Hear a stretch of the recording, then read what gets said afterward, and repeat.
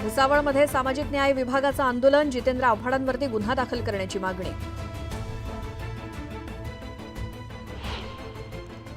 छत्रपती संभाजीनगरात पिसाळलेल्या घोड्याचा धुमाकूळ, 6 जणांवरती केला हल्ला, जखमींवरती रुग्णालयात उपचार सुरू.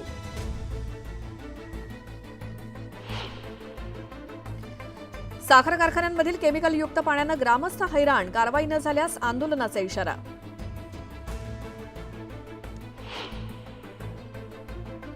होळीसाठी आणखी 12 विशेष रेल्वे गाड्या, मध्य रेल्वे प्रशासनाचा निर्णय.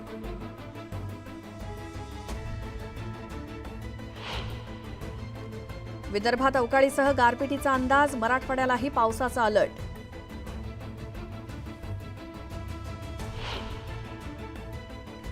अमरावतीमध्ये अवकाळी पावसाचा कहर, पिकांचं नुकसान होण्याची शक्यता, बळीराजाची चिंता वाढली.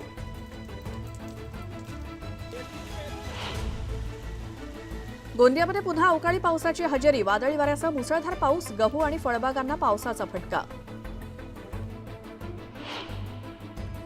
पुणे पोलीस आयुक्तालय आता नव्या रूपात, सरकारकडून 193 कोटींचा निधी.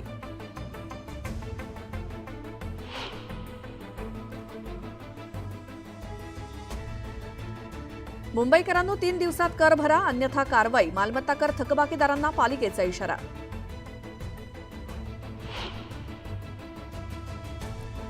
चोपडा तालुक्यामध्ये गोरक्षकांनी अडवली गो तस्करी करणारी गाडी, 6 गुरांना दिलं जीवदान, कठोर कारवाई करण्याची केली मागणी.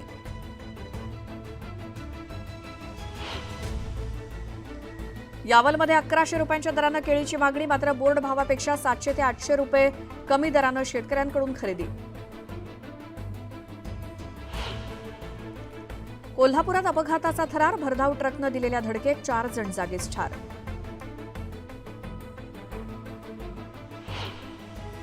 उल्हास नदीला पुन्हा जलपर्णीचा विळखा, पाण्यावरती जलपर्णीचा थर, नदीतील जलचरांचं अस्तित्व धोक्यात.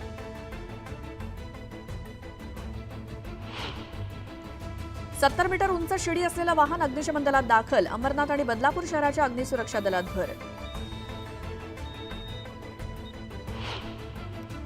रशियामध्ये पुन्हा पुतीनचं सरकार, 88% मतांनी जिंकली निवडणूक.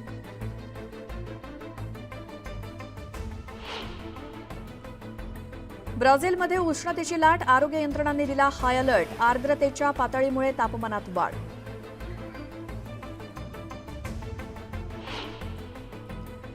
स्पेनमध्ये स्थानिक कृषी धोरणांचा निषेध, माद्रिदमध्ये शेतकरी आक्रमक, कृषी मंत्रालयाच्या मुख्यालयापर्यंत काढला मोर्चा.